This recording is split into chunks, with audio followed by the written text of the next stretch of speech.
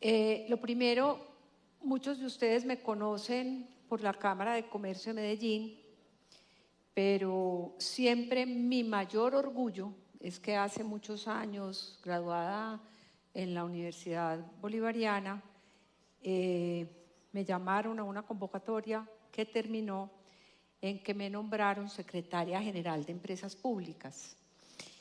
Y era tal vez el único trabajo público que yo hubiera aceptado. Estamos hablando, estaba muy joven, y después de presentar no sé cuántos exámenes, no sé cuántas entrevistas, el día que me llamaron dije, no puede ser. Soy yo la escogida y además en una empresa pública, absolutamente ajeno a mí. Por eso, cuando Humberto me llamó a hablarme de esta intervención, hay muchas de ellas que las hago como porque soy la directora de la Cámara de Comercio de Medellín, porque tengo que hablar de desarrollo económico, porque tengo que darles mensajes positivos a los empresarios, pero la verdad es que van a ver, esta no la hice por eso, esta la hice por el convencimiento absoluto de que es el momento perfecto para que hablemos de eso. En un momento en que todo es incertidumbre, desconfianza, qué maravilla poderle mostrar a la región y al país que hay muchas cosas por mostrar. Como esa palabra transparencia significa tanto, me puse a hacer un ejercicio que quiero compartirlo con ustedes. Yo dije, ¿cuáles son como las 6 palabras que me vienen a la mente cuando hablo de transparencia? Y los voy a poner en el reto, uno de ustedes, en cada grupo uno. ¿Qué significa para ustedes la palabra transparencia? En una palabra. ¿Alguno de los? Por aquí dijeron confianza. Otra. Honestidad. Otra. Tranquilidad. Otra. Otra palabra. Rectitud. Bueno. Todas esas palabras que ustedes me dijeron, están muy asociadas a la ética, a los valores. Y resulta que en mi recorrido encontré que la confianza, la transparencia es mucho más que eso. Vean qué reto tan grande. Cuando se habla de derechos vitales, de derechos humanos, y hablamos del agua como un derecho vital, eso es un derecho que tenemos todos los humanos. Cuando hablamos de desigualdad, cualquier estudio que ustedes lean sobre el tema de desigualdad en el mundo, habla de los servicios públicos. El acceso a un servicio público, esperen, les digo, estos audífonos me están estorbando mucho porque tienen mucho ruido, me los voy a quitar. Bueno, los economistas del mundo, el acceso a los servicios públicos es uno de los mayores indicadores de desigualdad en el mundo. Y seguimos, les parecerá muy ajeno, pues que cuando hablamos de transparencia estamos hablando de democracia. Y sé que todos los que estamos aquí hoy, nuestra mayor preocupación, estoy segura, es eso. ¿Cómo vamos a ser capaces de mantener un modelo democrático en medio de tanta incertidumbre en el mundo? Y si nos vamos a una economía más regional, pues resulta que la competitividad regional, entendida como la capacidad de una región de ser mejor que otra, depende de los servicios públicos. La energía, las tarifas de energía, la disponibilidad de agua, las obras públicas, hoy el Internet. Y si seguimos un poquito más y nos vamos a un mundo más pequeño, ya servicios públicos es productividad empresarial. Nadie instala una empresa donde no tiene hoy o energía o Internet, por decir los más básicos, no me voy a profundizar mucho. Pero eso al final termina en lo que trabajan las empresas públicas de Medellín y en la que trabajamos todos los que estamos hoy aquí sentados, calidad de vida. Y como dicen los expertos, progresar es cambiar de problemas. Ya afortunadamente en este siglo nos dimos cuenta que si solucionamos todo eso y no solucionamos lo último, lo único que hicimos fue aumentar el problema. Por eso me dio tanta emoción cuando me llamó Humberto, porque dije yo, me van a poner a hablar de transparencia y voy a poder hablar de todo lo que me gusta hablar. Para eso entonces quise traer un ejemplo Vamos a hablar, esto va a ser muy corto, vamos a hablar de la transparencia en la política, en la democracia y en la ética, pero sobre todo el valor superior. Y para eso quise traer un ejemplo que no lo he puesto nunca en mi vida, pero hoy se lo merecía. La foto que ustedes ven es la foto de mi papá. Él se llamaba Ignacio Vélez. Fue un estudiante de la Universidad de Antioquia, una familia de 10 hijos de Entre Ríos. Entró a la Universidad de Antioquia, fue el mejor estudiante de medicina de la Universidad de Antioquia en su momento, y un día en la universidad le dijeron: usted ha sido muy buen estudiante, tenemos una beca en la Universidad de Minnesota, que él ni sabía eso dónde quedaba, y dijo: yo me voy para Minnesota. Se fue para la Universidad de Minnesota, allá estudió gastroenterología y salud pública. Y se vino a Medellín y dijo: nada de esto hay en mi ciudad.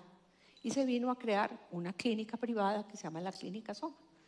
Fue el rector, fue el dueño, director, gerente y médico de la Clínica Soma durante 54 años de su vida. Pero un día, teniendo su consultorio privado, pues un día nos dice: me equivoqué.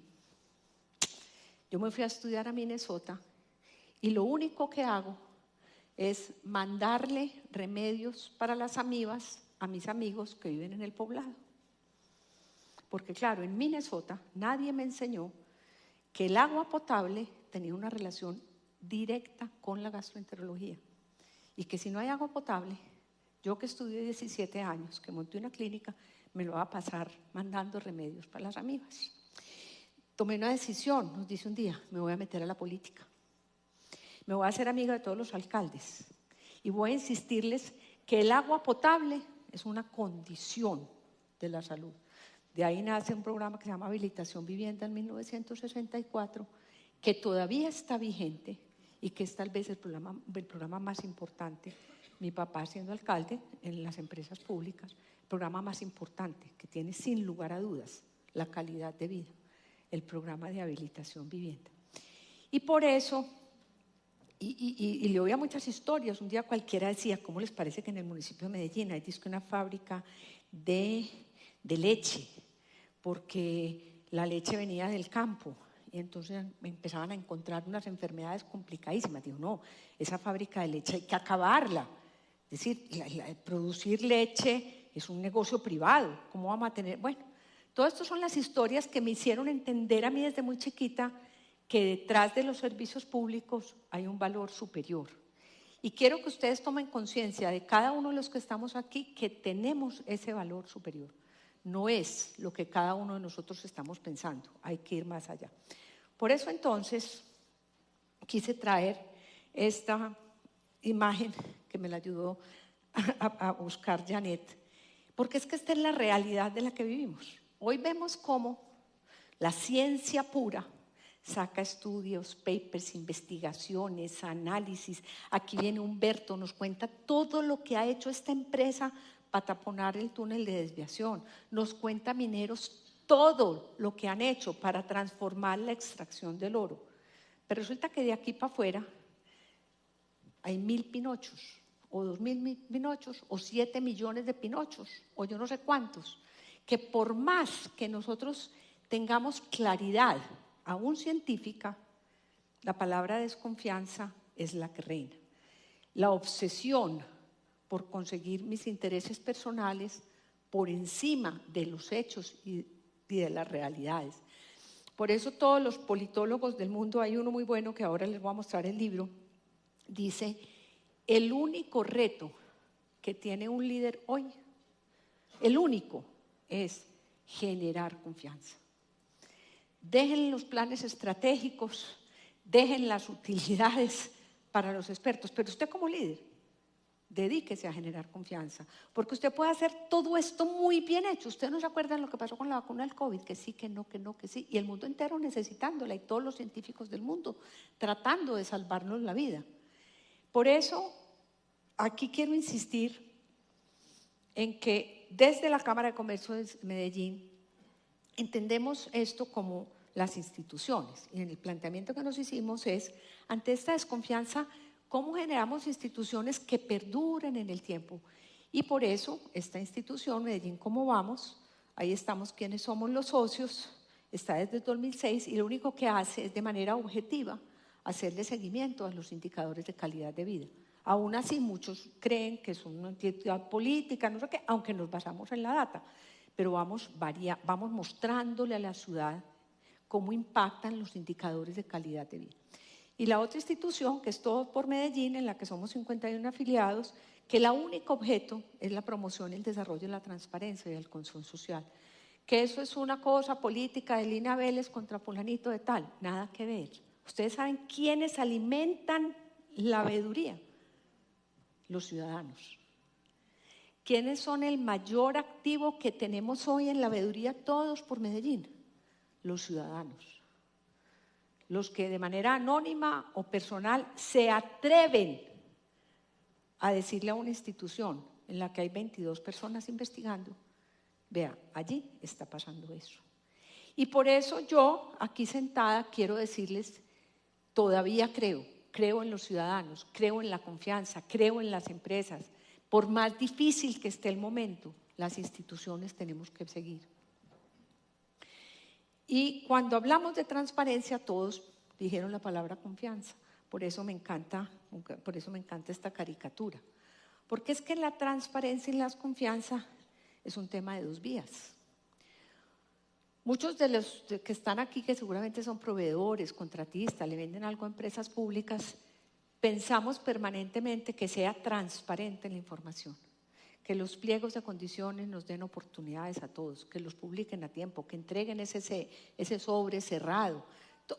Pensamos en eso, pero es que la confianza y la transparencia necesita actores activos y actores pasivos. Y en cada circunstancia uno cambia de actor pasivo a actor activo. Cuando Empresas Públicas saca el manual de contratación, es un actor activo.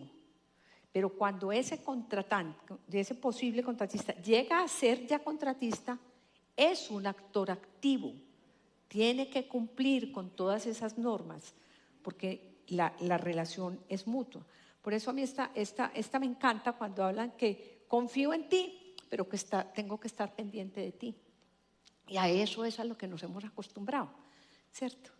Nos damos la mano, confío en ti, pero necesitamos miles de interventorías y cuando ya se tiene la inventoría necesitamos la auditoría y cuando tenemos la auditoría tenemos no sé qué. Y nos metemos todos en ese mundo de desconfianza, ¿cierto? Que es lo que realmente entiendo hoy las empresas quieren cambiar. Queremos cambiar esa cultura de que confío porque te vigilo porque desconfío. No, lo que queremos es que en esta relación todos tengamos la confianza absoluta, pero la tenemos que tener de los dos lados, de la empresa que contrata y del privado que presta el servicio. Ese es el gran reto de este foro. Y entonces aquí hay unas cosas muy significativas de que por supuesto que la transparencia es un valor esencial, pero la confianza, que es lo que estamos discutiendo, es de largo plazo. A mí me pasó esta semana una cosa muy curiosa, que pedí una cosa por alguna página de esas, no me llegó, escribí y a los 2 minutos me dicen, ¿qué quiere? ¿Le devolvemos la plata o otra vez que le mande el artículo? Y le dije, pero usted no me ha preguntado qué es lo que a mí me pasó. Y me dijo, no señor, usted ha sido una cliente de muchos años, dígame qué quiere. Me llegó el artículo nuevamente. A los 2 días había habido un error en la portería, me llegó el artículo original. Los llamé, les escribí y me dice, señora, no se preocupe, tenemos absoluta confianza en que lo suyo fue un error involuntario. Yo como cliente, ¿qué siento? ¿Qué siento? Ganas infinitas de seguir comprando eternamente con ellos, ¿cierto? Entonces todo este cuento de la data y de la inteligencia artificial, no me conocen, no me han visto, no saben dónde vivo, no saben que soy Lina Vélez, no saben que soy amiga de ustedes, nada. Todo ese mundo de la data y de la cosa artificial les dijo claramente, esta es una persona que ha comprado durante tantos años tanta plata y nunca jamás ha hecho un reclamo, tenga su sombrero, ¿cierto? Esas son las relaciones de largo plazo que ha construido la empresa y que no las podemos desbaratar. Y vuelvo y le digo, no las podemos desbaratar desde los dos lados. Yo fui secretaria general. Yo firmé resoluciones sancionatorias por doquier. Firmé caducidades, firmé de todo. Y al final de cuentas, en el momento en que uno sabe con quién está trabajando y logra entender cuál es el esfuerzo tan grande que está haciendo este empresario, entiende que la confianza tiene que ser de las dos partes. La confianza, la transparencia es la palabra perfecta de la democracia. Porque yo decía, no, es que yo no puedo hablar de política. Y hoy dije, claro, es que voy a hablar de política. Es que me encanta la política. Es que yo estoy aquí porque estoy defendiendo un sistema que se llama la democracia. Y encontré esta frase que me pareció maravillosa. ¿Hay alguno de ustedes que esté en desacuerdo con esta frase? ¿Quiénes están de acuerdo con esta frase?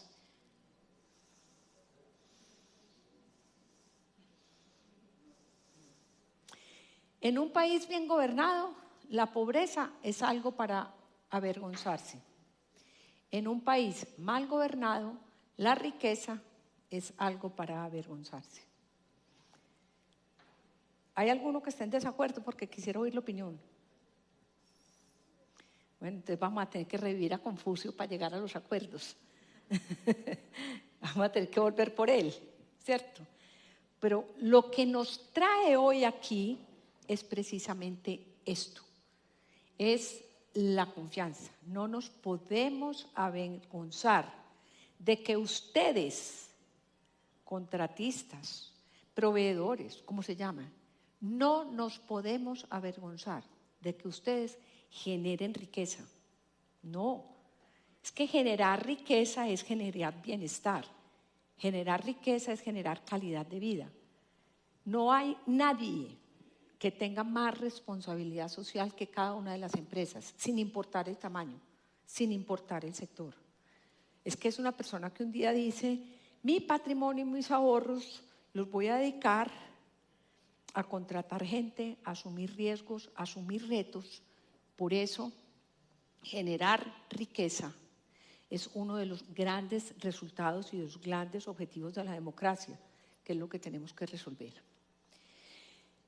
Y yéndonos a un líder actual, una buena gobernanza es quizás el factor más importante para erradicar la pobreza y promover el desarrollo. Y la transparencia es el pilar sobre el cual se construye la confianza en las instituciones.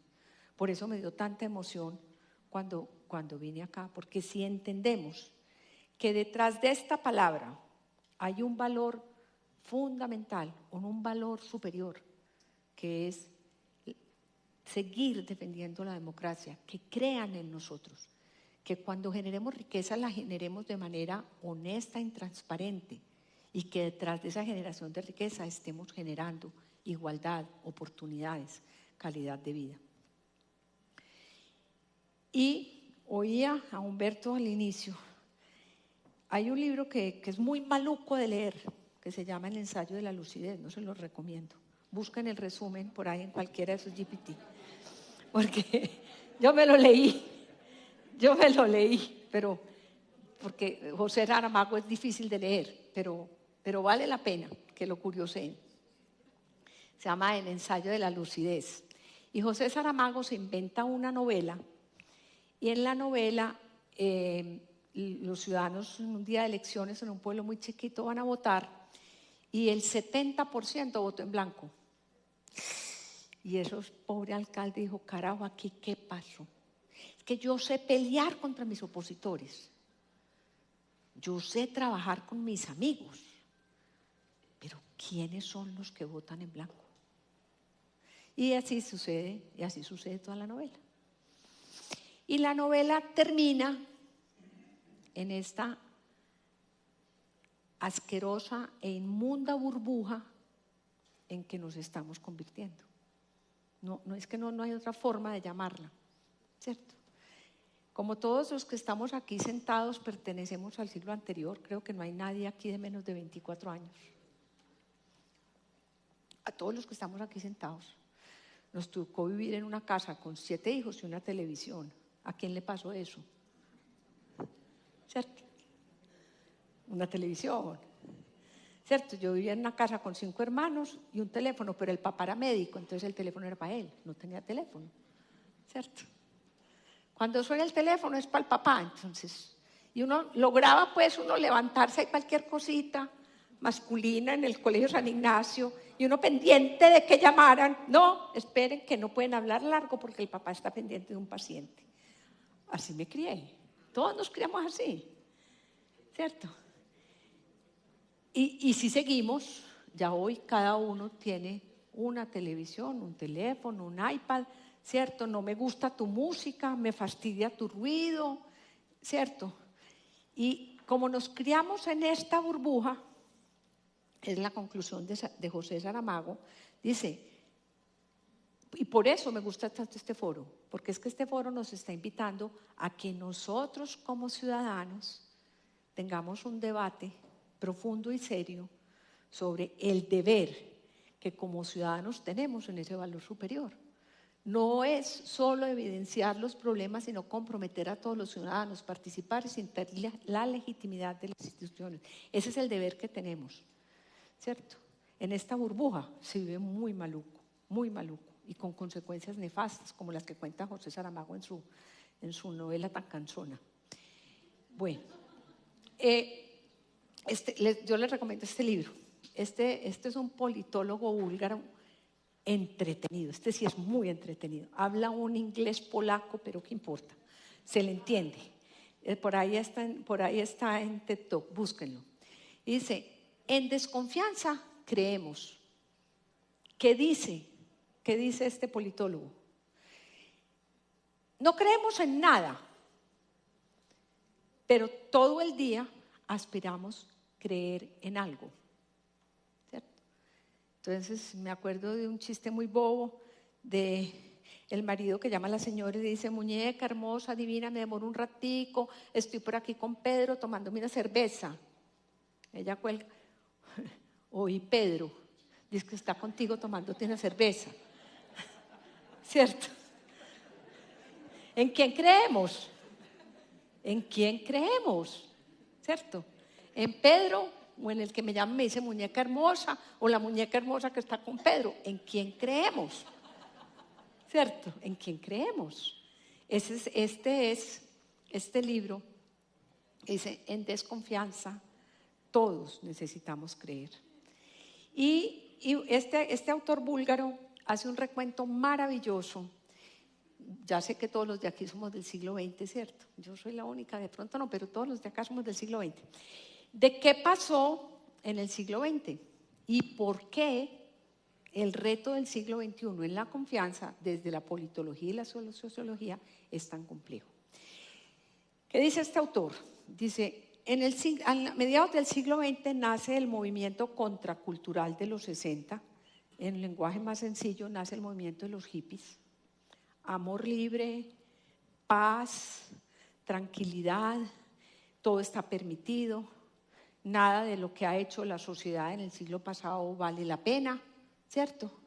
Libertad, libertad, paz y paz, pero paz porque sí, porque podemos meter marihuana, porque podemos vivir como queramos vivir, ¿cierto?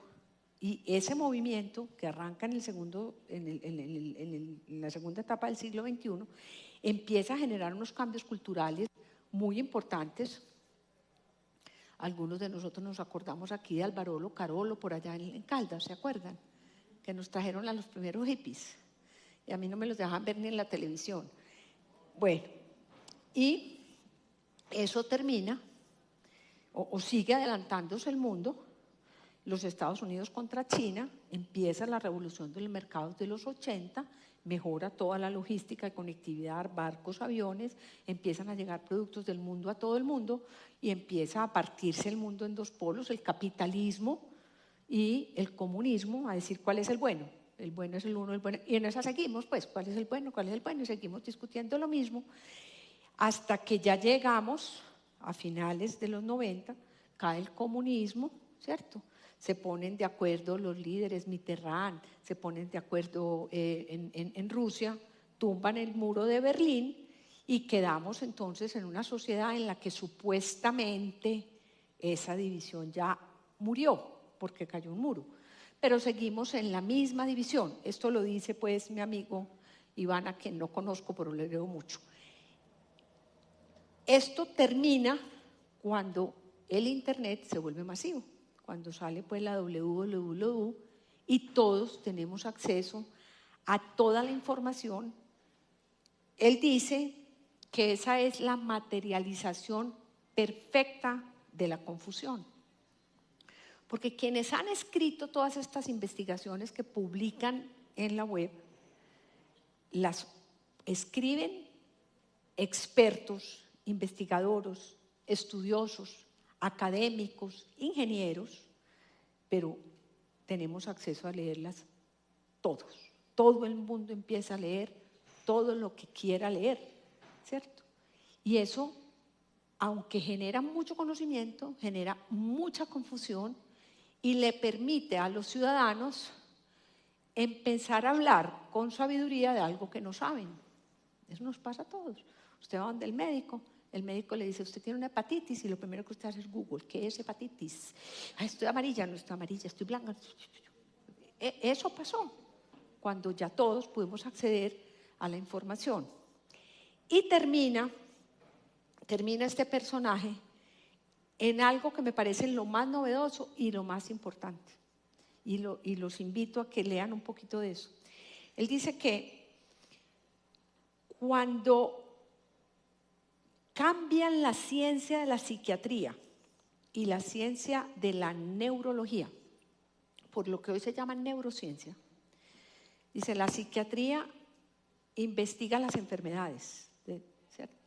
Y la neurología también las enfermedades, pero llega una ciencia nueva que se llama la neurociencia, que dice, no, es que al cerebro y al comportamiento humano no lo podemos ver como una enfermedad. Al cerebro y al comportamiento tenemos que verlo como todas las posibilidades que tiene el hombre de transformar el mundo. No es únicamente un enfermo psiquiátrico o un enfermo neurológico.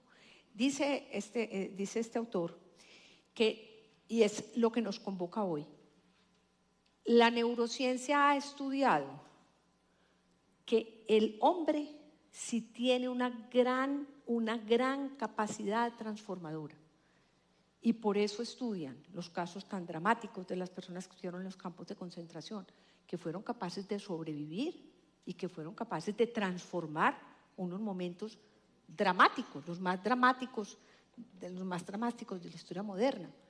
Entonces, lo que yo los invito en este momento es a que no nos dejemos llevar por este miedo, por este mundo, por esta incertidumbre, porque sí somos capaces.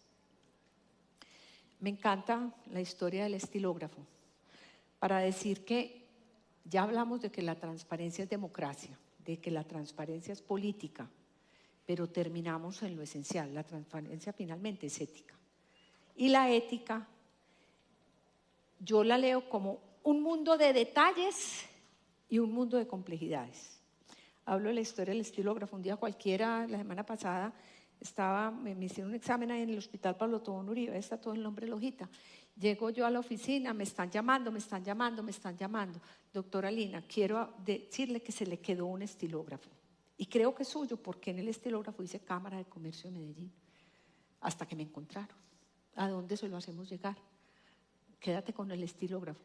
Yo me quedo, doctora, pero si usted me dice que es mío, sí, quédate con el estilógrafo que es tuyo. Esos son los detalles de la ética. Yo les pregunto, ¿quién después de ese detalle no va a creer en esa institución? ¿Quién después de ese detalle no dice, Dios mío, es que hay que creer en ella? Pero la ética también son complejidades. Por ejemplo,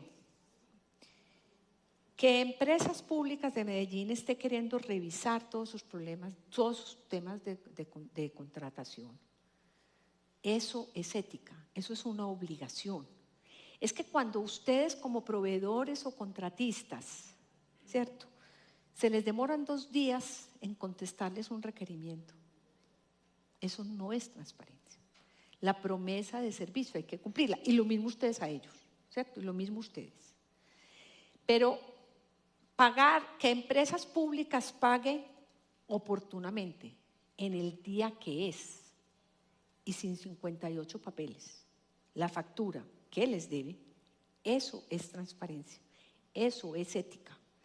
Y por eso me alegra mucho ver toda esa revisión de procesos, lo que tú llamas, es la inteligencia artificial con un ser humano ético que entiende la responsabilidad que tiene, ¿cierto? Cuando ustedes no le facturan a empresas públicas un bien que no entregaron, eso es ética. Cuando ustedes tratan de facturar 1 metro más de obra ejecutada, 10 postes más, 40 bombillas más, para que sea un auditor de empresas públicas el que verifique que no llegaron 400, sino que regaron 380, no. Eso no nos puede pasar. O sea, la ética es de 2 vías. Y como dice mi amigo búlgaro, eso está en la esencia del ser humano. Los seres humanos sí tenemos capacidad de actuar de manera correcta. Y a mí me gusta, ya para terminar, esa película famosa que se llamaba Los 7 Samuráis, que yo me moría de miedo por la noche cuando mis hermanos la veían, pero es realmente la concentración total de lo que son los valores. Con coraje y determinación no hay tarea imposible de enfrentar. No hay tarea imposible de enfrentar. Con fuerza, valor y honor debemos recordar el objetivo y el valor superior que estamos defendiendo. ¿Ustedes se acuerdan cuáles son los valores superiores que estamos defendiendo? No estamos defendiendo las utilidades de las empresas.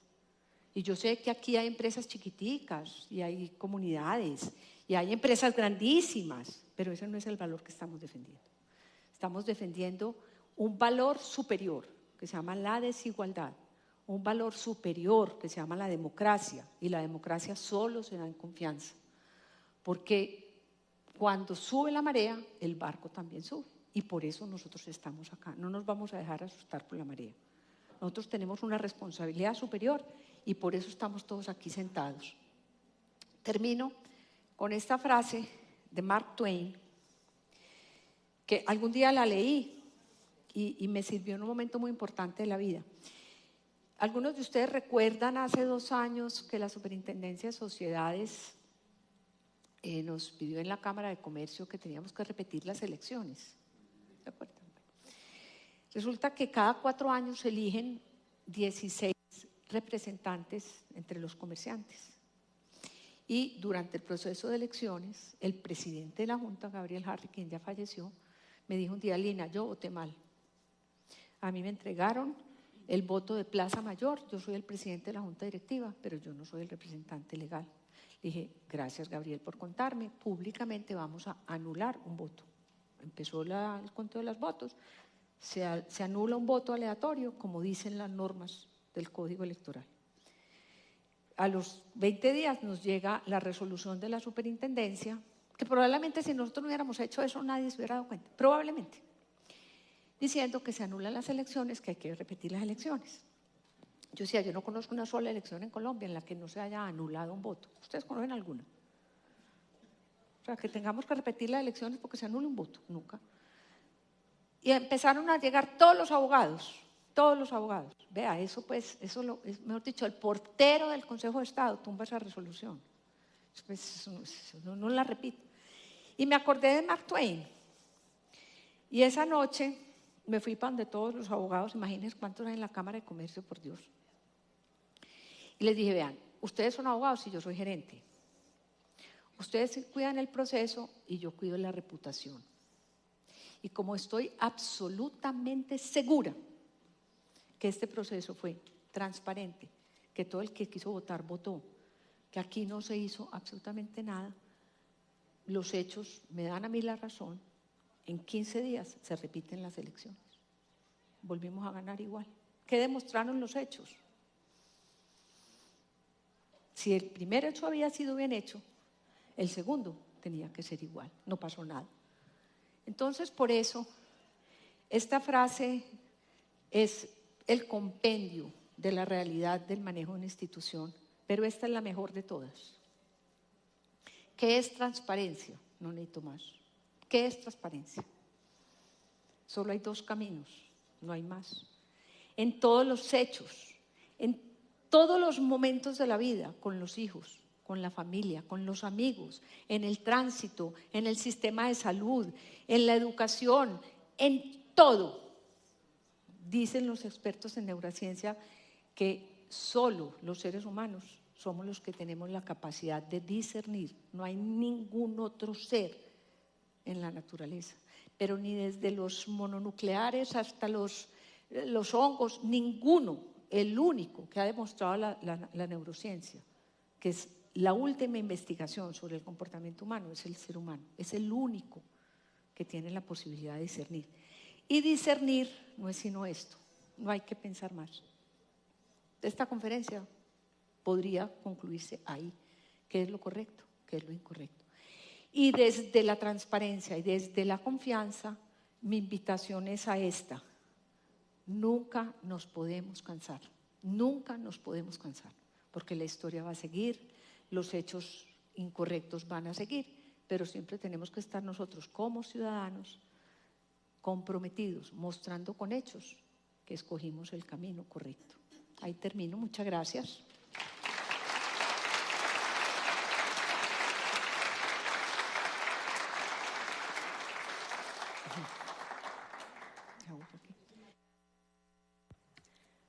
Muchísimas gracias a Lina Vélez de Nicol por su conferencia. Lina, un segundo por favor.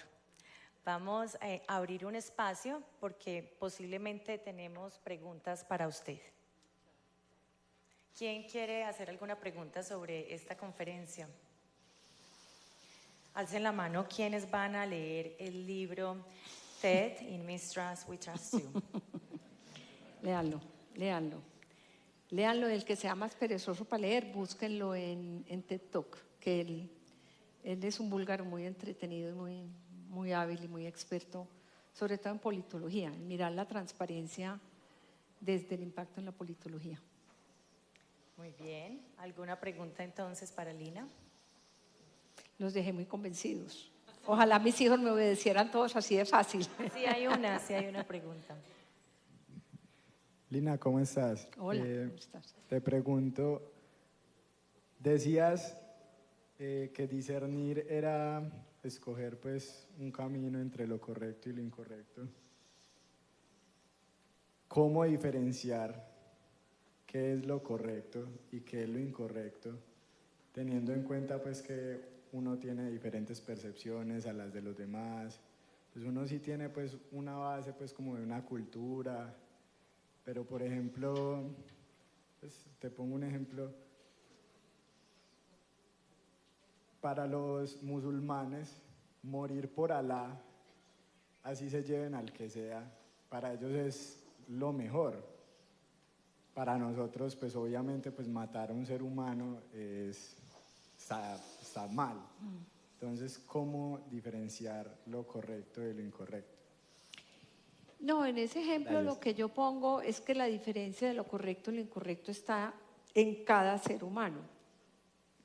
Posiblemente para quien ha crecido en el mundo de la violencia, matar no es incorrecto, ¿cierto? Pero cada ser humano tiene que tener esa capacidad de discernir, y en la decisión de lo correcto y lo incorrecto, lo que quiero decir es que no es una decisión que pueda estar presionada por otros, tiene que ser resuelto por mí. Si yo como musulmán resuelvo que matar es correcto, pues tendré todas las consecuencias de ser musulmán, ¿cierto? Pero si quien ha tenido la oportunidad de entender desde los principios éticos fundamentales el valor superior de la vida, entenderá que matar es incorrecto. Ese es uno de los, hay un autor muy bueno que tiene un libro que ese sí se lo recomiendo y se lo recomiendo que lo lea, que se llama Cabeza, Corazón y Manos. Él es un español que se llama Álvaro González Alorda. Y Álvaro González Alorda dice y eso responde a tu pregunta, que el ser humano solo necesita 2 etapas en la vida: raíces y alas. Si actúas, tus raíces religiosas son las que te dan tus alas, ¿cierto? Entonces, si a ti te crean en la concepción de que, como para los musulmanes es más importante Alá que la vida, tus alas van a responder a esas raíces. Pero si a ti te crean, como en la religión católica, de que la vida por encima de cualquier cosa, pues esas son tus alas. En conclusión, lo que quiero decir es que esa disyuntiva es una disyuntiva del individuo, no de una comunidad. Okay, sí, adelante. Vamos a dar espacio para esta última pregunta. Muchas gracias. Gracias por tu pregunta.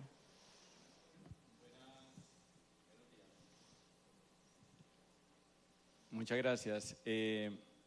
Me surge una reflexión a raíz de una reunión en que estuve, en que quien estaba al frente decía: bueno, yo aquí vengo, yo no soy político, no me confundan con los políticos, yo simplemente vengo a darles esta conferencia, pero yo no soy político, para que no vayan a creerse. Yo le decía a él, en una interpelación, le decía: mira, tú debes de estar orgulloso de lo que eres, y si fueras político deberías ser orgulloso de que eres un político. Así es. Porque el político debe generar tanta confianza. Total. Y yo le decía: yo soy un presidente de Acción Comunal y debo generar la misma confianza y tener el mismo orgullo que debe tener un político. Esa es la transparencia.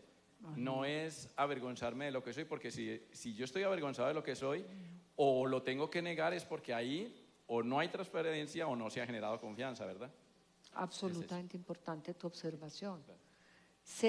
Tener una actividad política es una de las actividades más importantes para una sociedad.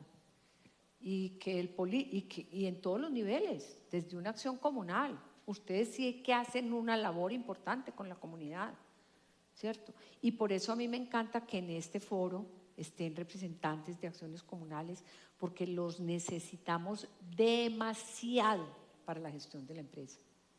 Y cualquier cargo, trabajo, situación que usted tenga en la vida tiene que estar guiada por esa actitud.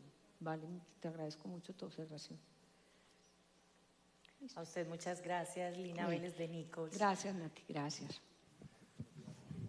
Muy buenos días a todos, pues muchísimas gracias a EPM, a Caracol Televisión y Foros del Espectador por haberme convidado a esta charla, que pues queda uno como medio envainado después de semejante vara que pone doña Lina, y pues más que preparado, pues queda uno inspirado para conversar, para tertuliar sobre un tema que puede ser, y les voy a hacer una confesión pública a ustedes y a los asistentes. Cuando los organizadores del foro me pasaron el título y el temario, yo dije, pues se equivocaron de cristiano, porque pues yo qué tengo que ver con cadena de suministros.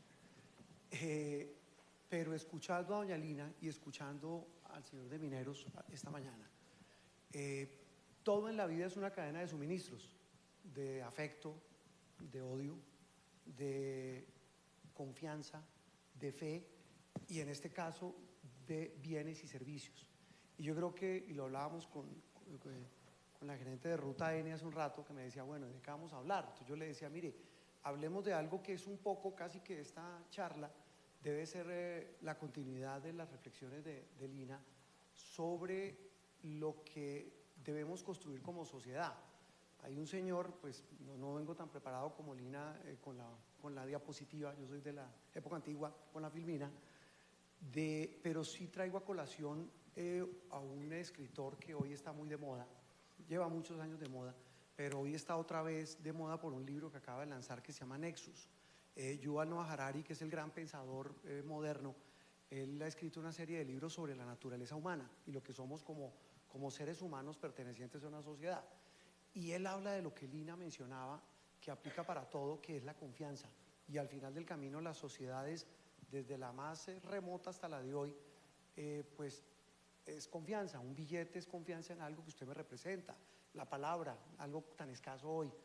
Y yo esa reflexión la hago porque, pues, para abrir la conversación con ustedes, en el campo en que yo me muevo, que es el periodismo, ahí sí que se habla de confianza, ahí sí que se habla de si alguien sintoniza, porque sería todos, donde muchos líderes políticos hoy nos enseñan que ser vivo o ligeramente mentiroso, por llamarlo de alguna manera, nos va a generar éxito.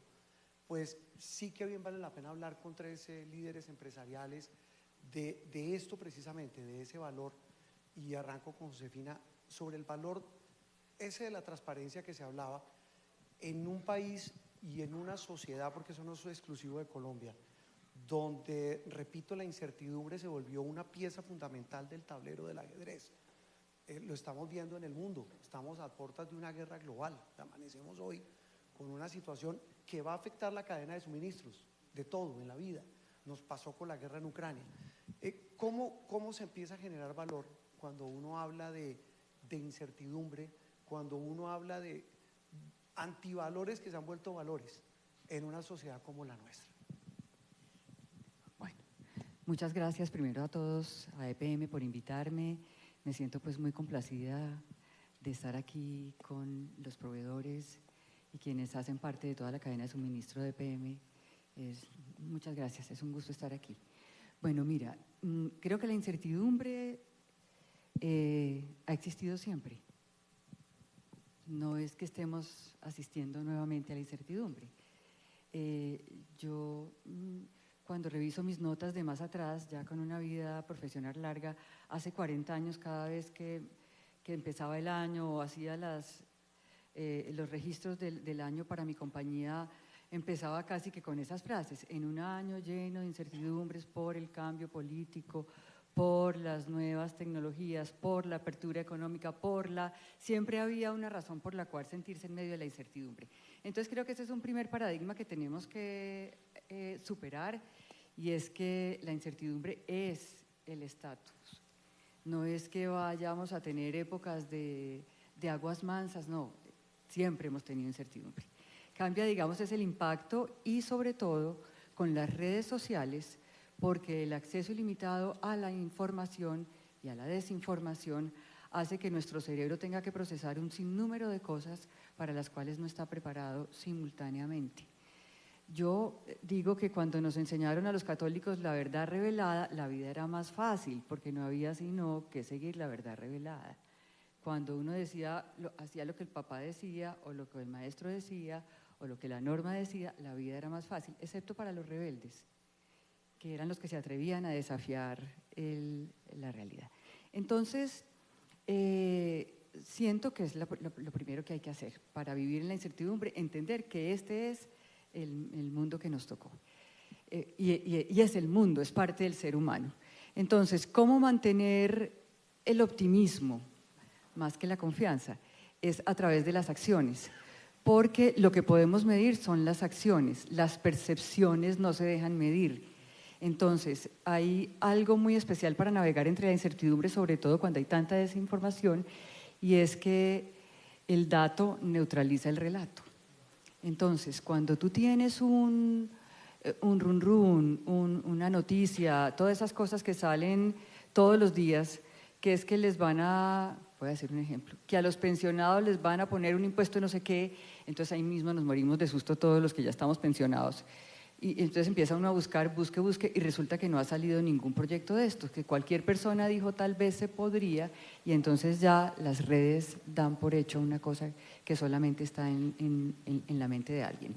Y cuando estamos en un gobierno como el actual, donde su estilo es desinformar y hablar una cosa en los medios y hacer otra cosa en la acción, entonces hay que saber leer ese entorno en que nos movemos para que no nos llenemos de pánico y no dejemos de hacer lo que toca. Entonces, bueno, 1 minuto creo que ya me lo tomé.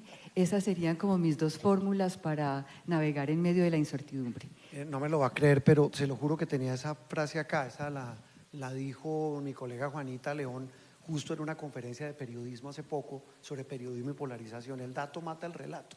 Y yo creo que aplica, Juan Camilo, para todo proceso productivo, no solamente para digamos el de la información, que es en el caso en el que yo me muevo, para una cadena de de valor agregado, yo no le llamo de suministros, donde alguien entrega algo y alguien que lo recibe cree en lo que le están entregando para generar a su vez otro producto, otro bien. ¿Cómo lo aplican ustedes? ¿Cómo lo han mantenido? ¿Y cómo lo ven ustedes en medio de esta incertidumbre que tiene razón Josefina? Todas las veces estamos en crisis o incertidumbre. Bueno, Juan, primero también, de nuevo, gracias a EPM y a los organizadores de este evento por invitarme a este panel con tremendos compañeros. Me pasó lo mismo que a ti. Vi los nombres y dije, bueno, igual como tú decías, todos estamos en una cadena de suministro, entregando bien sea un servicio, siempre estamos entregando algo a nuestro cliente o recibiendo algo de nuestros proveedores. Y definitivamente concuerdo con Josefina en el sentido en el que la incertidumbre siempre ha estado.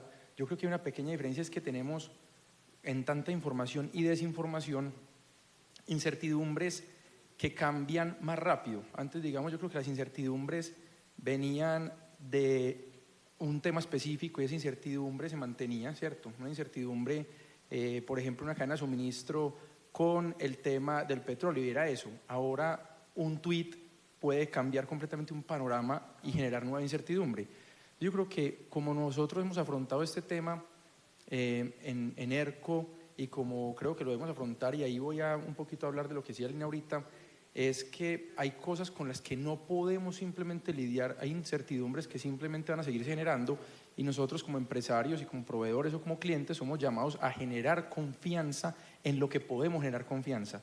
Y entre esa red de confianza mejor se construya, pues vamos a reducir esas incertidumbres externas que no vamos a poder manejar.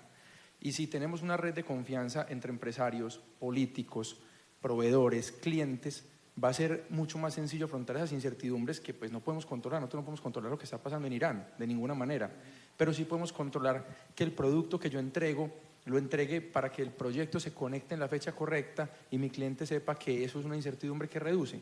Entonces yo creo que dar todo para cumplir, como decía ahorita Lina, con nuestros ANS, acuerdos de niveles de servicio, a lo que nos comprometemos, dar todo para que cuando eso no suceda, la explicación sea clara y genere confianza, es lo que podemos hacer como empresarios.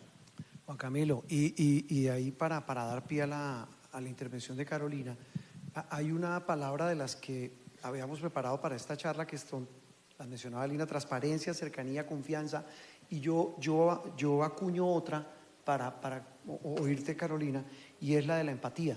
En una sociedad donde hoy entendernos pareciera no ser el activo más importante, sino como una fortaleza, el que no me conozcan y el no conocer quién es la otra persona.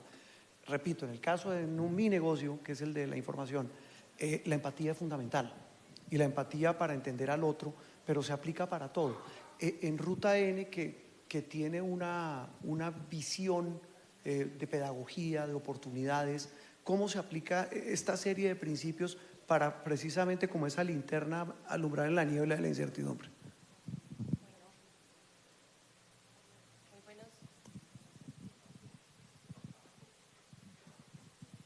Muy buenos días, Juan Roberto, y muchas gracias pues por la invitación también que nos hacen a nosotros para Ruta N de DPM, que es también parte de Ruta N, Caracol y El Espectador. Para nosotros y para mí específicamente pues es un honor compartir este espacio, aunque también quiero aclarar que cuando me hicieron la invitación yo dije, ay Dios mío, ¿cómo vamos a enfrentar pues estas conversaciones? Y bueno, aquí estamos. Yo me quiero parar un poco también en lo que dicen mis compañeros de panel. Yo creo que la incertidumbre siempre va a estar y también depende mucho cómo uno la quiera enfrentar, ¿cierto? Pues tenemos dos opciones, nos quedamos como en la incertidumbre, en los problemas, en las quejas, y lo conversábamos un poco ahora, es una oportunidad. Yo creo que la incertidumbre es motivacional y nos lleva también a repensarnos. A mí me gustan los datos. Y un informe del DANE menciona que el 34% de las empresas de nuestro país están haciendo un trabajo en adopción de tecnologías emergentes, ¿cierto? Y estas tecnologías emergentes finalmente nos van a ayudar también a generar esa confianza. Me encanta como la jornada de lo que se ha venido trabajando, transparencia, confianza, empatía. Y definitivamente yo creo que el rol que nosotros promovemos desde Ruta N es el trabajo colaborativo, ¿cierto? Ante la incertidumbre, yo creo que uno de los focos que debemos hacer es, y Medellín se ha reconocido mucho por esto, y es el trabajo entre universidad, academia. Ahora los colegios están teniendo un rol muy importante, empresa, Estado, sociedad y definitivamente el rol internacional. Yo creo que el trabajo colaborativo en esta incertidumbre también ayuda a disminuir ese riesgo que sentimos todos. Y ahí el llamado pues que hemos trabajado nosotros también es en función de innovación abierta, identificar esos retos que tenemos como ciudadanos, como empresarios, que se tienen en este momento en la ciudad para trabajarlos de manera colaborativa, ¿cierto? Yo creo que proyectos que se construyan de manera conjunta nos pueden ayudar también a traer esa cooperación internacional, esos recursos que nos pueden ayudar también a fortalecernos, y definitivamente ese trabajo conjunto pues debe ir ligado de transparencia, confianza, pues uno no trabajar con el que no está esa confianza, pero finalmente yo creo que ese es el foco en función de este espacio de incertidumbre, de estas oportunidades que tenemos. Haría una mirada muy desde la innovación abierta y colaborativa. Y ahí viene un tema que quiero que los tres nos ayuden a plantearlo al auditorio. Y escuchando a Carolina, recuerdo tal vez una cosa.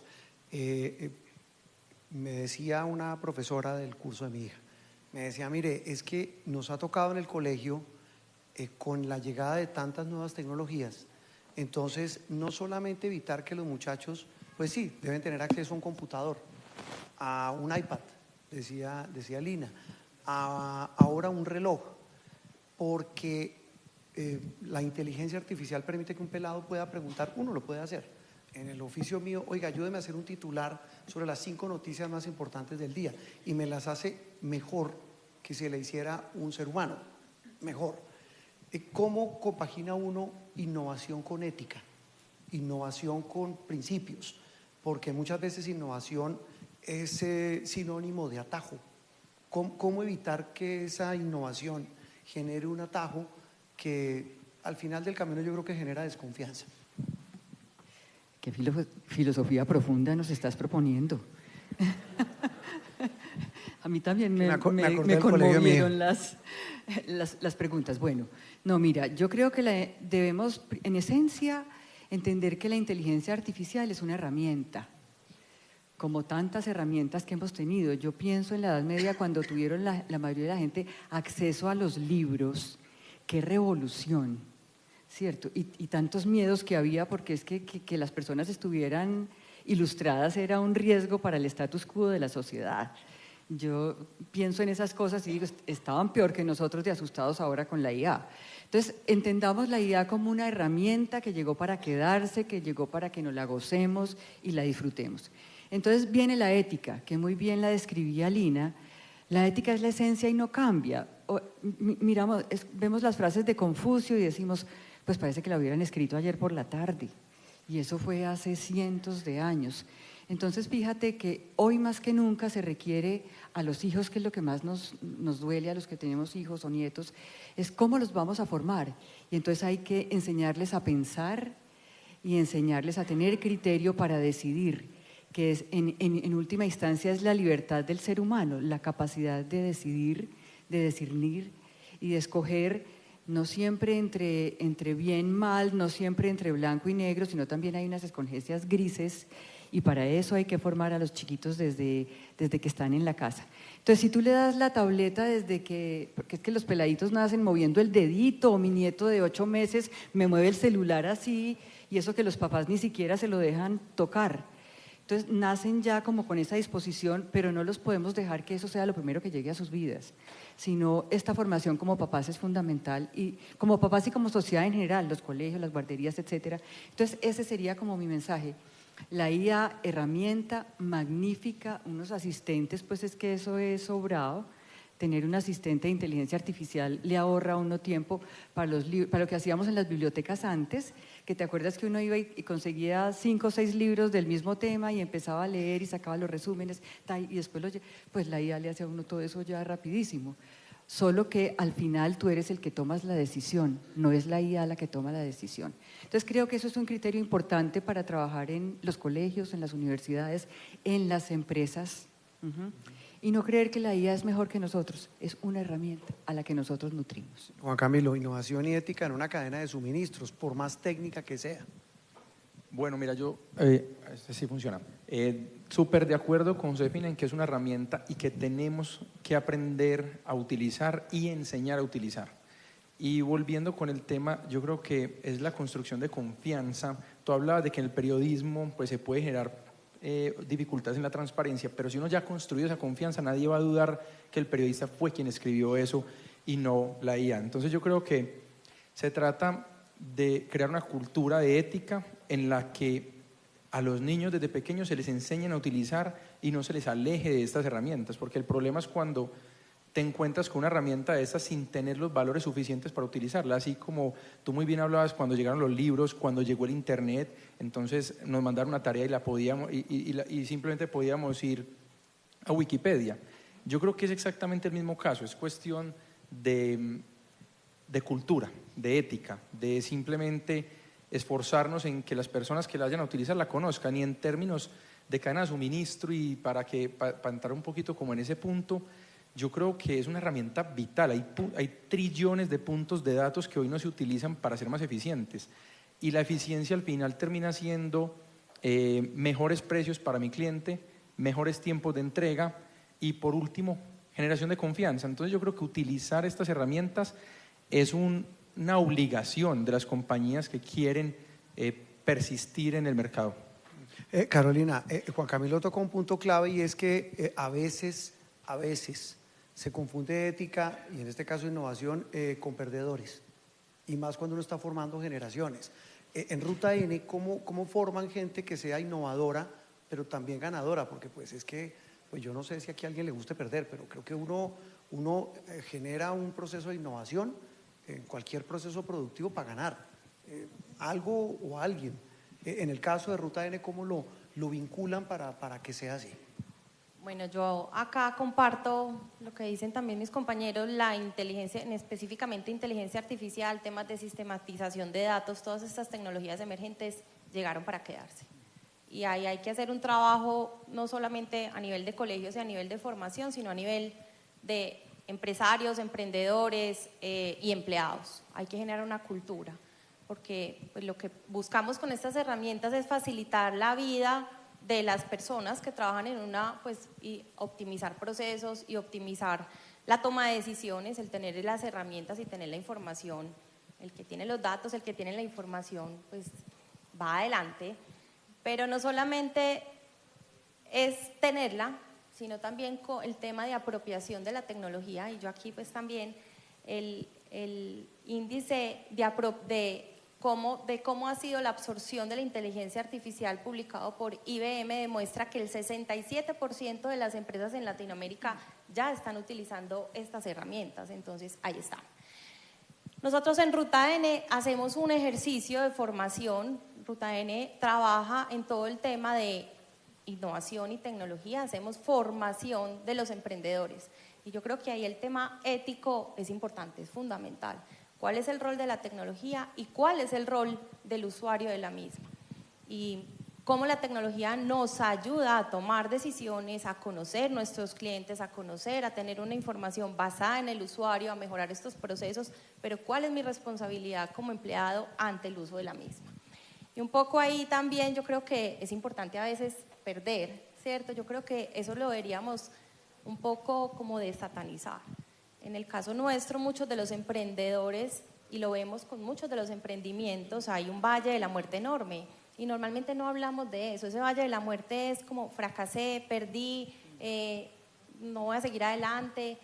Y algo que hemos empezado a trabajar en Ruta N también es un poco, cuéntame tu experiencia. Esas experiencias en donde te equivocaste, en donde aprendiste, son fundamentales, además para las nuevas generaciones. Pues yo creo que no hay un consejo más bueno que uno le digan, no hagas esto porque yo me equivoqué, ¿cierto? Entonces yo creo que en temas de tecnología también sería como apropiarlas. Hay un trabajo grande de apropiación a todos los niveles, no solamente los jóvenes y los niños, sino también los tomadores de decisiones. Yo creo que aquí hay que educar mucho tomadores de decisiones. Apropiación de tecnología, desatanizar el uso de las mismas y también un poco aprender a perder y a ganar. Yo creo que de todo sacamos un un fruto muy interesante. Eso es una reflexión muy interesante. La hacía alguna vez este señor técnico de fútbol, creo que ahora es técnico de la selección de Uruguay, Marcelo Bielsa. Y él dice que él detesta cuando gana mucho, porque él dice que se envilece, se enceguece y que la derrota es lo único que lo aterriza a uno. Y en ese mundo donde hay ganadores, perdedores, donde hay competencia, ¿cómo diferenciarse de la competencia, Josefina? Con estas circunstancias de valores, pero también, repito, donde es una autopista, donde es una carrera. Bueno, una de las virtudes de nuestro sistema de mercado es la competencia, porque sin duda es lo que nos permite buscar soluciones mejores, más prácticas y a los mejores precios posibles para atender los diferentes servicios y productos que las personas necesitamos. Entonces, eso como marco de entender cómo diferenciarse en un mundo hiperconectado, hipercompetido.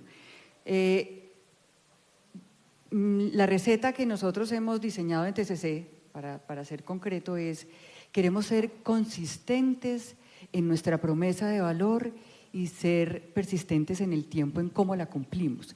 Entonces, nos hemos dedicado a atender un nicho de mercado de clientes que quieren seguridad y certidumbre en sus entregas y están dispuestos a pagar un poquito más por esa seguridad y esa certidumbre.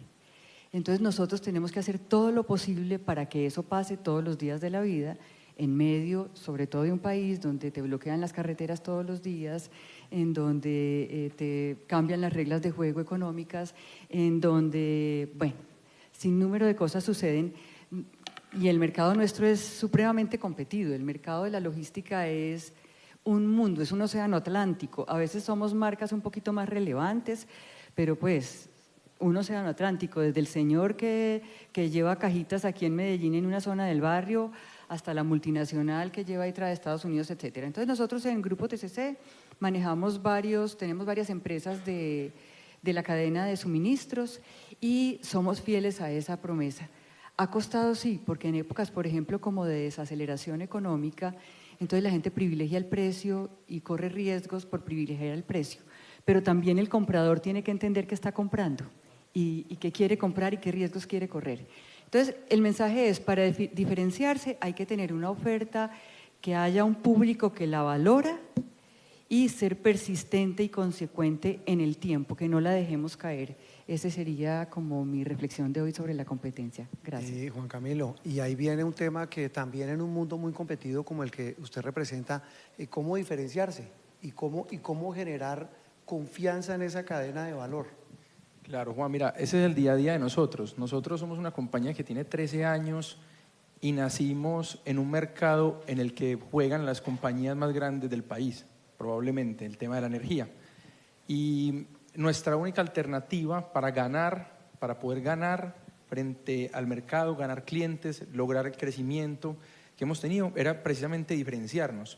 Y lo bonito de la época que nos tocó es que antes uno creaba un diferenciador y con ese diferenciador se iba. Pisa en 30 minutos, se fue y no aparecía tanta competencia. Cuando nosotros entramos en este mercado, yo creo que a los 2 años ya habían más de 100 empresas que ofrecían temas de energías alternativas. Entonces nosotros teníamos solo una opción y era diferenciarnos constantemente. Y la estrategia que planteamos para esa diferenciación constante, primero, adopción rápida de tecnologías, pero para adoptar rápido tecnologías tienes que tener no un equipo de innovación, y eso es algo que desde el principio planteamos. Nosotros no tenemos un equipo de innovación, nosotros tenemos una cultura de innovación, donde cada persona que conoce a detalle su proceso tiene primero la obligación de innovar y sabe que no va a ser penalizado por el error, porque la innovación no sucede sin errores. Entonces creamos una cultura de innovación en la que habilitamos a todas las personas a que desde su rol sean creativas, y eso ha permitido encontrar soluciones en el mercado como el primer comercializador digital de Latinoamérica, adopción de baterías, vamos a ser los pioneros en tener una batería conectada al Sistema Interconectado Nacional, y son temas que los vamos logrando primero por esa cultura de innovación, pero también una cultura de agilidad, porque cuando compites con empresas tan grandes, pues tu ventaja es que no tienes esa, digamos, todos los pasos que tiene que surtir una compañía para llegar a una decisión de invertir en algo riesgoso. Entonces nosotros teníamos esa diferenciación, ahora somos una compañía ya cerca de 1000 personas y es un reto tremendo mantener esa cultura de agilidad y de innovación. Nosotros le llamamos hoy Stagility, porque ya no solamente, ya no podemos ir como loquitos haciendo cosas nuevas, porque ya tenemos en riesgo más de 1000 familias y ya tenemos una responsabilidad mucho más grande, pero no podemos perderla. Entonces tenemos que tener una combinación entre estabilidad y agilidad. Y eso es un balance muy berraco de mantener, pero digamos que es la estrategia que hemos planteado para competir y diferenciarnos. En Ruta N, que digamos, la competencia no tengo muy claro cómo se aplica ahí, pero sí cómo se le inculca a quienes son beneficiarios de los planes que tiene Ruta N. ¿Cómo inculcan eso de que puede ser competitivo, diferenciarse en medio de las normas? Y algo que dice Juan Camilo me parece clave, que también cuando usted se dedica a innovar es como si usted estuviera buscando caminos todo el tiempo y no explora uno en donde pueda apostar. ¿Cómo se inculca eso en Ruta N? Bueno, nosotros desde Ruta N definitivamente ahí tenemos un rol de articulador del ecosistema. Y ahí hay un informe que publica la Cámara de Comercio de Medellín, demuestra que las empresas y los emprendedores que hacen apuestas de trabajos colaborativos en innovación y en emprendimiento llevan a que más del 30% de los productos que se logran sean exitosos. Entonces, nuestra invitación desde Ruta N en función de competencia va muy ligado a ese tema de trabajo colaborativo, ¿cierto? Definitivamente, cuando trabajamos en función de esos retos de ciudad que nos unen, en donde hay apuestas de los diferentes actores, pues nos ha demostrado que también nos ayudan a conectar, habilitar la conexión con el mundo en la apropiación de la tecnología y finalmente pues esa competencia nos vuelve más sana, es una competencia pues como para la ciudad.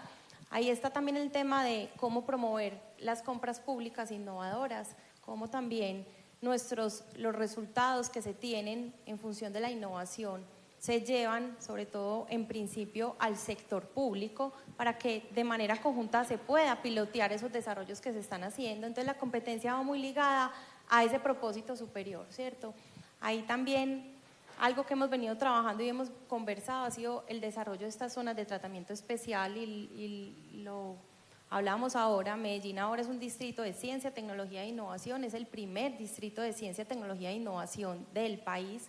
Y cuando uno piensa en Bogotá, pues uno sabe por qué es distrito capital, uno va a Cartagena y uno sabe por qué es distrito turístico y tenemos una oportunidad muy grande como ciudad, como competencia de ciudad, el poder diferenciarnos en esto. Entonces estas zonas de tratamiento especial también nos van a habilitar y nos van a facilitar esa competencia porque son unas áreas geográficamente definidas en la ciudad y más allá de pensar en unas zonas francas donde hay incentivos tributarios, en estas zonas de la ciudad que se van a desarrollar en los próximos años, por lo menos una de ellas, se va a buscar espacios donde se pueda probar la tecnología, sandbox, EPM ya tiene uno y la idea pues es también trabajar de manera conjunta, pero traer más sandbox para la ciudad y mejorar la competencia que tenemos, ¿cierto? Que esos desarrollos que hacemos en función de la tecnología, de la innovación y de la ciencia, que es nuestra vocación manifiesta, nos haga más competentes para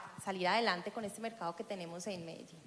Y ahí viene un aspecto, lo menciona Carolina, y quiero ir a Josefina, a Juan Camilo y también a Carolina, y es el tema de la relación de lo público con lo privado, porque es que aquí estamos hablando de cadenas de valor, de competencia en un sector privado que pues, Juan Camilo lo dice, esto nos toca, es decir, en el caso nuestro en Caracol estamos en un proceso de innovación en el que paradójicamente los que tenemos más edad a veces jalamos más hacia la innovación que las nuevas generaciones, porque digamos hay un tema también de cultura, de cómo me tiro al charco para sobrevivir, si puede llamarlo uno así en un mercado, o para ser mejor, o para ganar, o para consolidarme, pero es que también está el sector público, con lo bueno, lo malo y lo feo.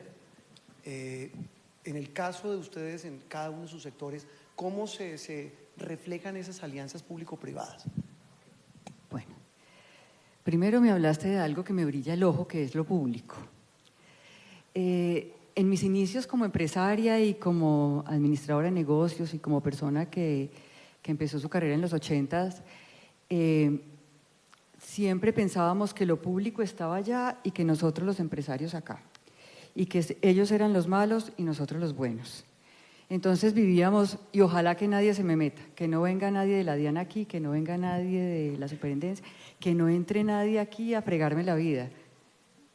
Hacíamos lo posible y lo imposible para trabajar tranquilos. Ahora bien, era muy distinto el país de hace 30 años, ¿no?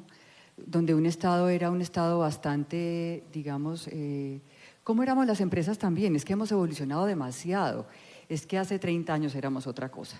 Entonces era como una alergia que teníamos ahí, que ustedes allá y nosotros acá. En la medida que personalmente he ido evolucionando, he ido comprendiendo que si los empresarios no nos hacemos cargo de lo público, esto no se va a mover. Si nos quedamos criticando que no lo saben hacer, que lo hicieron mal, que la ley, que la reforma, qué tal, y no nos hacemos parte, entonces esto no va a avanzar. Nadie tiene más poder transformador que el sector público, porque maneja unos presupuestos enormes, porque tiene una, digamos, una capacidad de llegar a todas partes con la información y con los servicios enorme, ¿no? Pero tienen una capacidad gerencial muy básica, a veces inexistente.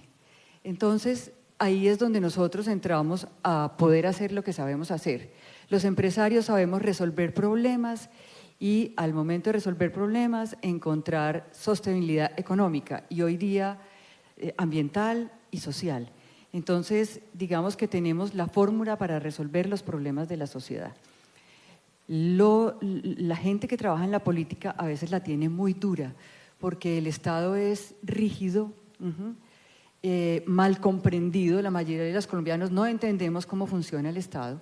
Entonces, una de las tareas que hice más o menos hace unos 10, 12 años de mi vida fue dedicarme a comprender antes que criticar lo público y sin que se me muevan las emociones, manteniéndome firme pues para que no se muevan las emociones y dejar de pensar que cada funcionario público es un corrupto, que también es otro paradigma que tenemos de crianza muy desagradable. Yo en mi curso de vida que me he podido encontrar con muchos funcionarios públicos, he encontrado gente supremamente valiosa y que mete la vida y que pone y arriesga el pellejo por defender lo público. Entonces nosotros como empresarios debemos hacernos parte a través de nuestros gremios, a través de la acción comunal del barrio, a través de las fundaciones que se dedican a influir en política pública, a través de donde podamos, pero no podemos vivir de espaldas a lo público. Muchos empresarios de mi sector y de otros tantos, apenas llegó este gobierno de turno, dijeron, no, yo me llevo mi plata, yo que voy a correr riesgos aquí. Y entonces yo les decía, ¿y entonces vamos a dejar el país en manos de quién? ¿Quién se va a quedar aquí cuidando la casa? Y de las cosas que me ha gustado de este gobierno es que nos puso a pensar en eso. Y nos puso a juntarnos y nos puso a defendernos, porque si hubiéramos tenido allá un presidente de los que nos han gustado, estaríamos relajados nosotros haciendo negocios. Pero ahora estamos empilados viendo a ver cómo no dejamos que lo que hemos construido hasta ahora nos lo vayan a dañar por una visión un poco distorsionada que tiene el gobierno de turno de la realidad de los negocios. Disculpen que me alargue un poquitico, pero es que esto de lo público lo defiendo porque en Colombia los empresarios hemos vivido de espaldas o hemos vivido, digamos, actuando para que nos den beneficios. Es decir, yo me involucro con lo público, con los senadores, con el gremio, para que me den protecciones, beneficios, exenciones, etcétera, pero no necesariamente para ayudar a construir la sociedad que necesitamos. Entonces, hoy tenemos unas instituciones maravillosas, como ProAntioquia, por ejemplo, que ahora tenemos a ProBogotá, ProSantander, otras pro que se han sumado, que son unos grupos de empresarios que comprenden que tienen que hacerse parte sin necesariamente influir en la política como era anteriormente. Entonces yo invito a que muchos de los que están aquí sigan esos foros, si quieren participen. Tenemos ahora hay hasta ProChocó. Ya hay poquitos empresarios en Chocó, pero hay mucha gente que siente que esas dos cosas tienen que ir juntas, el sector público y el sector privado, para que verdaderamente logremos dar los pasos que tocan y sobre todo para que podamos contrarrestar la corrupción. Y aquí, y en este foro es muy importante porque, por ejemplo, cuando tenemos relaciones asimétricas con empresas de lo público y nosotros somos empresarios privados, podemos estar expuestos a corrupción mucho más que cuando gestionamos entre privados nosotros. Y ahí son unos dilemas éticos muy fregados. Esta organización EPM en la administración anterior vivió unos días muy duros lidiando con la corrupción y seguramente muchos de nuestros proveedores tuvieron que enfrentarse de cara con la corrupción, que se neutraliza con transparencia, que se neutraliza con buenas decisiones, con buenos funcionarios, con confianza. Y al final de todo, se neutraliza escogiendo bien a los gobernantes, porque eso es lo que nos pasa. Y aquí quiero dejar este mensaje de optimismo, y es que la arquitectura de nuestro país, la arquitectura institucional de nuestro país es muy buena. Es decir, y está siendo puesta a prueba en estos 3 años, 2, casi 3 que llevamos de gobierno. Aunque a veces criticamos que es muy lenta, que no se ponen de acuerdo, que no pasan las cosas, nos estamos dando cuenta que tiene sus mecanismos de autocontrol y de revisión. Entonces, eso da tranquilidad. Y después, cuando después de elegir un gobierno populista como el que tenemos en lo nacional, elegimos unos gobernantes en lo regional técnicos, nos damos cuenta que la inteligencia colectiva de los colombianos funciona. Se dieron cuenta que por ahí no era y que tenían que neutralizar desde las regiones esto. Entonces, fíjense los alcaldes que tenemos en las ciudades grandes, que son, digamos, la cortapisa a todas las cantidades de necedades que quiere hacer el gobierno nacional, y ellos no lo han dejado. Entonces, fíjense cómo es de bonita nuestra institución, y esa es la que tenemos que defender, que no es defender al presidente. Defender a la institución no es defender al presidente, defender el Congreso no es defender a los congresistas, porque de todo hay en la viña del Señor. Y para que haya corrupción se necesitan 2, el que paga y el que recibe. Entonces, nuestra reflexión frente a lo público como empresarios es que tenemos que hacernos parte, y que con nuestros empleados, así sean 2 o 3, tenemos que enseñarlos a ser buenos ciudadanos e insistirles en que escojan en libertad, y que ellos son los responsables de lo que pasa con nuestro desarrollo y con nuestro país. Qué pena la alargada, pero es que esto me parece que vale la pena. No, casi que debíamos terminar acá. Juan Camilo. No, ya esto hay que cerramos el chuzo. Juan Camilo, en el sector suyo, atendiendo esta serie de reflexiones maravillosas y profundas de Josefina, sí que hay turbulencia entre lo público y lo privado. ¿Cómo lo compaginan para seguir siendo competitivos y sobre todo manteniendo, digamos, el espíritu de esta charla, la confianza en esa cadena de valor? Bueno, yo te quiero responder con 2 ejemplos que han sucedido o están sucediendo. El primero es la creación de Ventures EPM, ¿cierto? Una compañía que es pública, decide crear el primer corporate venture del país, un fondo de capital privado para invertir en compañías relacionadas con su core, pero que tuvieran esa agilidad de la que hablaba ahorita, que pudieran moverse a unas velocidades distintas para absorber luego esas capacidades e integrarlas al grupo. Y yo creo que eso es algo que generó una dinámica muy interesante en el país. Desde lo público, EPM como compañía creó este fondo y empezaron a salir una cantidad de venture corporativos, como el que hoy tiene Leonisa, que es privada, pero se crea basado en esta primera iniciativa que tiene EPM, fue el primero del país. Entonces creo que es algo muy interesante, han invertido en compañías hermosas, muchas han quedado en el Valle de la Muerte, otras han seguido creciendo, pero eso es una dinámica súper interesante, porque crea unas capacidades distintas y le permite a compañías grandes empezar a jugar en territorios donde se les complejiza mucho por la dinámica que se requiere. Ese es el primer ejemplo, y digamos que nosotros hoy somos una compañía que ha sido invertida ya varias veces por el Fondo de Capital Privado EPM, y yo creo que ha sido un éxito la relación que hemos tenido gana-gana, ¿cierto? Ese es uno. Y 2, lo que está pasando aquí también en Plaza Mayor, Conexión, un evento en el que se juntan emprendedores, cajas de compensación, bancos, mejor dicho, de todo. Se nos juntó todo para crear un evento, un ecosistema, para crear un evento donde se maximice la inversión o se dinamice la inversión en startups, los emprendedores entiendan que hay posibilidades y se pueda crear un ecosistema que nos vuelva a nosotros a poner en el mapa como Antioquia, como Medellín, la Medellín industrial, que digamos se mantuvo mucho, hoy todavía es increíble lo que tenemos como industria, pero si miramos nos hemos rezagado un poquito a nivel país en cuanto a nueva creación de empresas grandes. Y esto es lo que se está buscando, y el eslogan incluso es volver a poner a Medellín en el mapa. Y a mí me pareció increíble que esté sucediendo eso, y esto es una alianza de empresas públicas, privadas, emprendedores, estudiantes, es increíble. Y ahí yo sí tengo que decir, como Rolo que soy, la envidia que uno siente por esa relación entre lo público y lo privado, ese llamado gobierno corporativo que uno siempre había visto en Medellín y Antioquia. Y ahí, Carolina, pues Ruta N es un ejemplo claro de eso, porque es tomar iniciativas que pueden ser privadas, pero desde lo público volverlas constantes y estables en el tiempo. Y ahí cómo están haciendo para generar ese tipo de acciones que, repito, vuelvo a la frase de siempre, que generan una cadena de valor. Bueno, definitivamente yo creo, y recogiendo, pues a mí, yo voy recogiendo aquí las dos intervenciones, sí. Le tocó el mejor puesto. Final. Sí, la verdad, sí. Definitivamente la experiencia de los últimos años, pues sin entrar en temas políticos, nos ha demostrado que las alianzas público y privadas son fundamentales. Y nosotros desde Ruta N, como articuladores del ecosistema, también buscamos como crear ese tejido, y tú lo mencionabas, Medellín tiene un ejemplo grandísimo en esa articulación entre la universidad, la empresa, el Estado y la sociedad. Entonces digamos que nosotros ahí tenemos una ventaja, sí, me uno también a lo que tú mencionas, hemos perdido un poco de fuerza, pero la idea es volver a poner a Medellín en el epicentro global para el desarrollo económico y social en función de la ciencia, la tecnología y la innovación. Ahí entonces tenemos unas apuestas grandes como ciudad en función de la zona de tratamiento especial.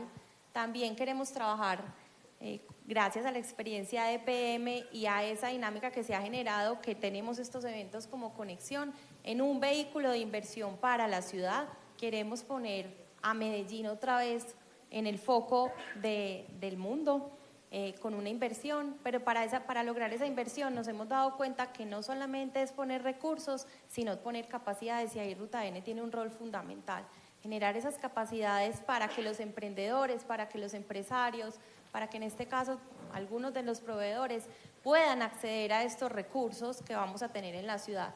Y finalmente eso pues que nos habilite la conexión con el mundo. Entonces las alianzas público-privadas son fundamentales, Medellín lo ha hecho muy bien, hay que seguirlas haciendo. Josefina ha tocado un tema que creo que es fundamental. El Estado identifica necesidades, hay una responsabilidad grande, en la alcaldía ahora también se está haciendo un trabajo muy centrado en el usuario, recopilar la información, una experiencia única que mejore la experiencia del ciudadano, pero que también nos permita tener información, datos reales, curados, para tomar decisiones basadas en datos que se estén dando en el mismo momento.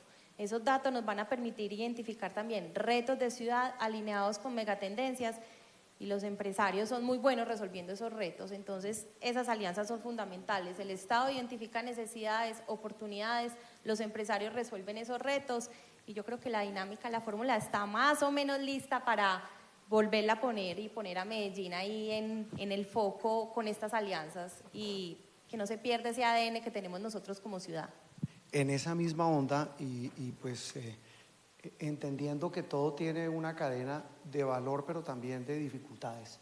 En esas palabras que hemos identificado desde el comienzo de este seminario, de transparencia, cercanía, confianza, empatía, hay una que yo tengo acá, y esto, advierto, no es meterle política, pero sí una realidad en un país tan desigual, y la palabra es equidad. Uno como en esas cadenas de valor, de suministros, de proveedores, compras, bienes, temas que suenan tan, repito, no le quiero meter política, que suenan tan capitalistas, inclusive para los chinos. ¿Cómo genera uno esa confianza en esa cadena de valor cuando, solo con un dato, a mí también me encantan los datos, me decía el señor de la Organización Internacional de Migraciones hace unos días un dato que a mí me sobrecogió. Al día se están yendo de Colombia 1.600 personas para no volver, al día. ¿Cómo hace uno? Y el grueso de la razón fundamental, falta de oportunidades, inequidades, etcétera, y ese largo etcétera de problemas que tenemos. Equidad y cadena de valor. Bueno, cadena de valor.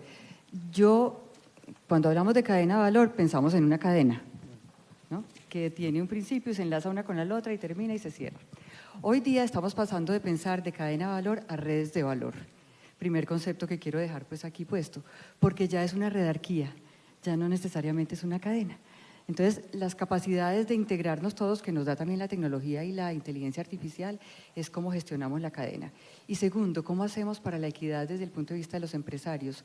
Mira, nada más inspirador que el desarrollo sostenible y que los objetivos de desarrollo sostenible.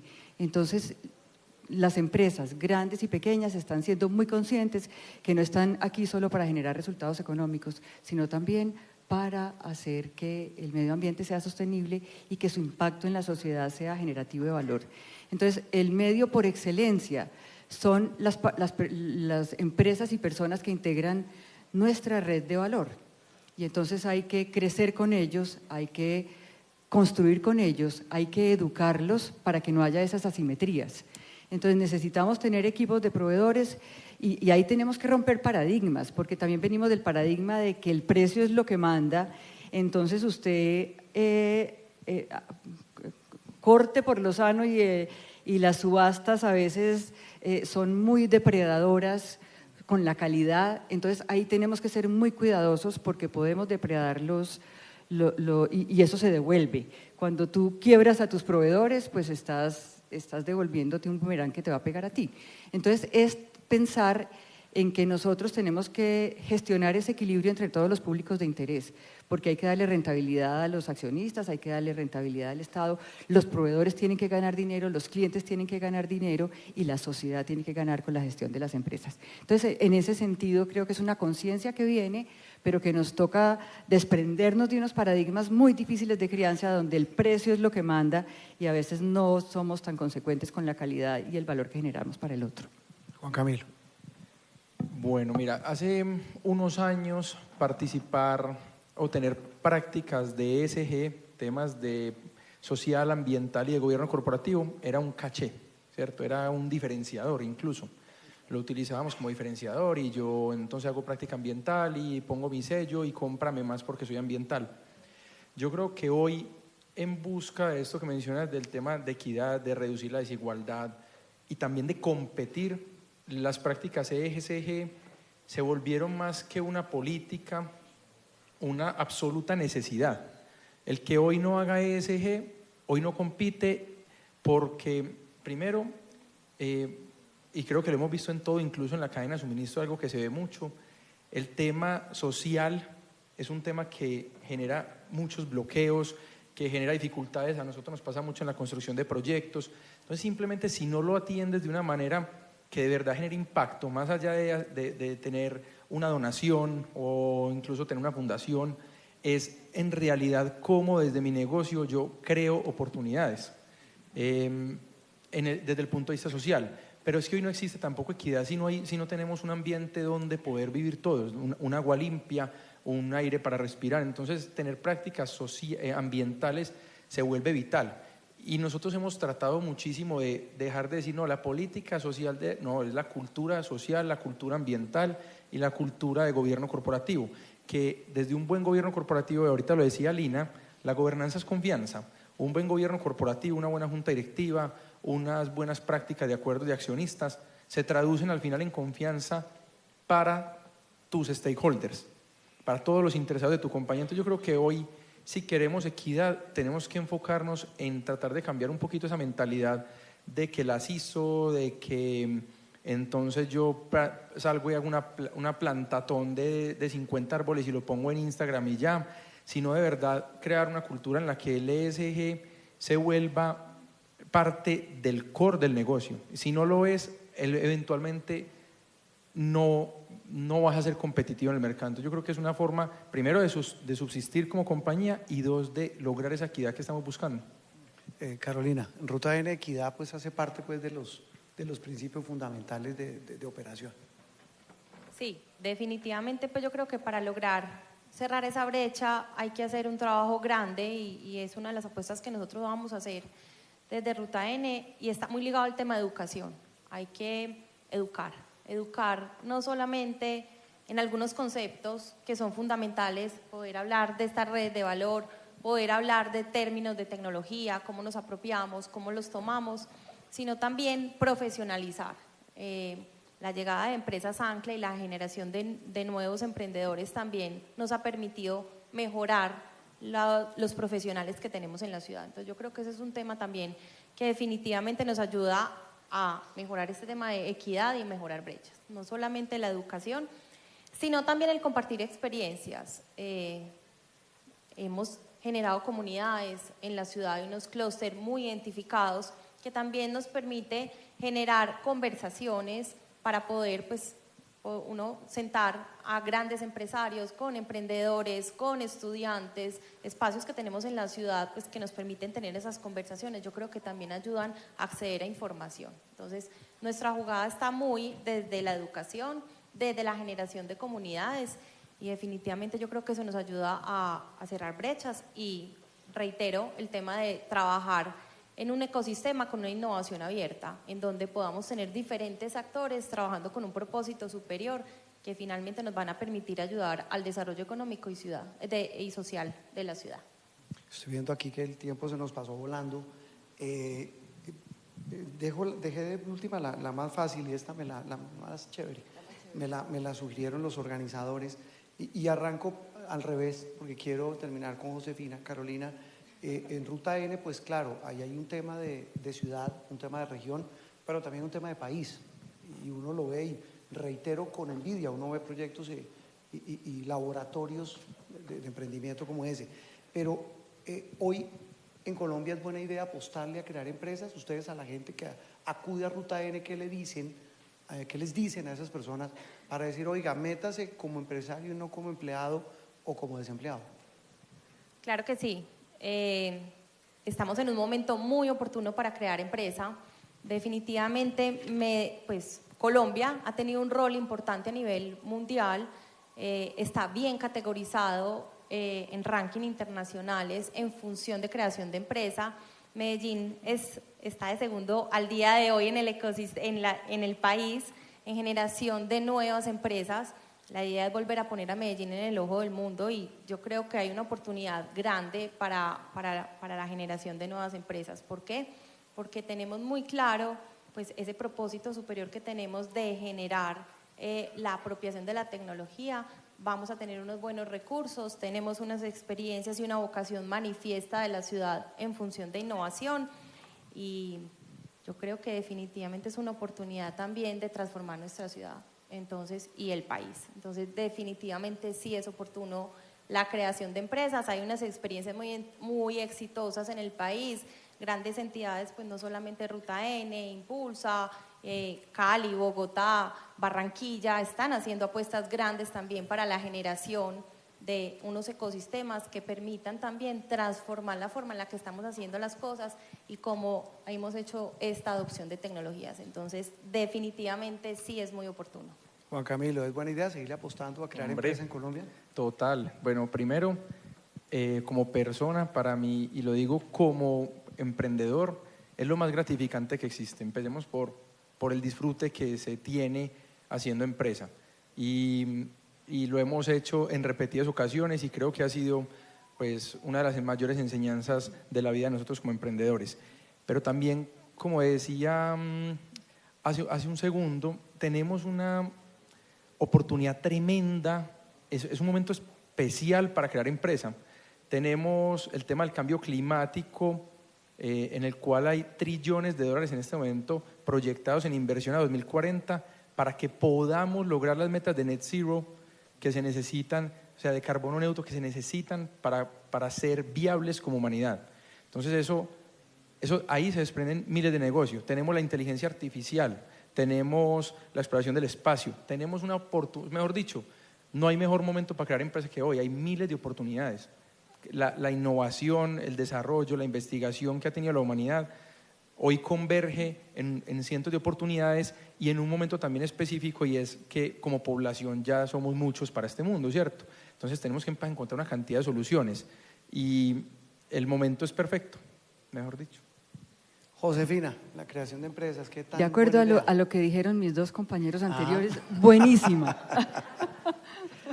Cierre usted. Sí, es una gran oportunidad, no solo para crear nuevas empresas, sino para cuidar las empresas que son valiosas, como esta EPM, y ese es el valor superior que me trajo a mí a esta junta, porque hay que cuidarlas, hay que promoverlas y hay que desarrollarlas.